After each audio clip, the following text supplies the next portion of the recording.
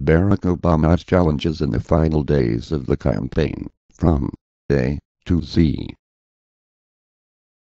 A is for Acorn, a group which gets out the vote.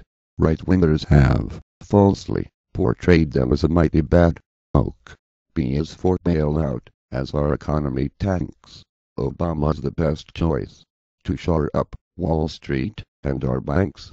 C is for John McCain, who loves a good fight. He'll keep flailing away until election night. D is for domestic terrorists, like Bill Ayers and G. Liddy. They did their dastardly deeds 35 years ago. So what's that got to do with this campaign? 0. E is for xperience. Does Barack have enough? He listens to people and is very measured, while McCain seems to act off the cuff. F is for the financial meltdown, which threatens us all. Obama's a firm hand who can answer the call.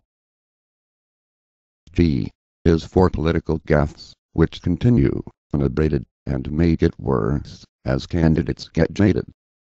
I think you may have noticed that Senator Obama's supporters have been saying some pretty nasty things about Western Pennsylvania lately.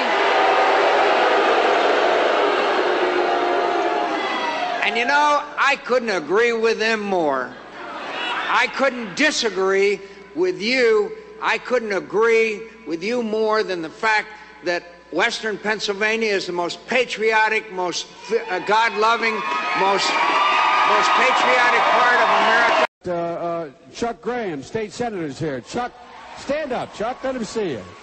Oh, God love you. What am I talking about? I tell you what, you're making everybody else stand up, though, pal.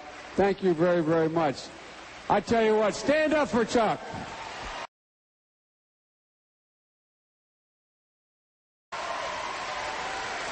Thank you, pal. You can tell I'm new. Good to see you, buddy. Thank you. H is for hope, which Obama likes to offer, not the befuddlement from which McCain often suffers. I is for withdrawing from Iraq. Obama and McCain have very different ideas on how to get out. In any case, it's going to take time to bring a successful conclusion about. J is for Joe the plumber, or really Joe the plumber's mate. They focus on him cause they are so desperate. K is for know-how, as in knowing how to get things done. Around the gridlock in Washington, can Obama do an end run? M is for McCain and Palin are both mavericks, as they constantly say. We now have one cowboy in the White House. Do we want two more on the way? N is for nasty, as right-wing talk radio hosts have been, as they vilified Obama with their mistruths and spin.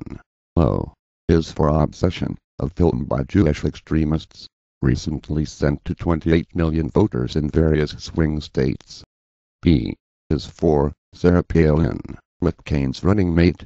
She's been slinging mud at an alarming rate. Q is for al-Qaeda, whom Obama says, correctly, are the ones we should pursue, but will they yet add their poison to the campaign stew? R is for racism, which is largely dormant but hasn't died. It now looks as though most white voters will put race aside. S is for last-minute smears, which are coming fast and furious. Most people see that they are, in fact, spurious. T is for Obama's tax plan, which is being misrepresented. Spread the wealth was one reason the tax code was invented. U is for, is he really one of us? About this some blue-collar whites were worrying, but his calmness and seriousness have been reassuring. V is for, get out the vote. November 4th, he's deploying lawyers out to the sticks to counter any Republican dirty tricks. W is for the Reverend Jeremiah Wright, Obama's longtime, often angry pastor.